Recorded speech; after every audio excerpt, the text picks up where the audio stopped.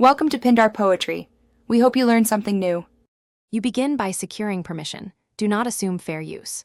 Reach out to the anime rights holder and request explicit license terms specifying clip length, platforms, and territory. Ask for written confirmation, email or contract, and save receipts or timestamps as evidence. Once done, verify whether the license allows derivatives or requires attribution, because that determines how you edit footage. Make sure to note any royalty, revenue split, or takedown conditions so you won't later be surprised by strikes or claims. Once you have permission or decide to use alternatives, focus on transformative creation so your short adds new expression and purpose. You can add critical commentary, parody, or substantial narration that reframes scenes, replace soundtrack and sound effects, and resequence or heavily edit footage to change its meaning.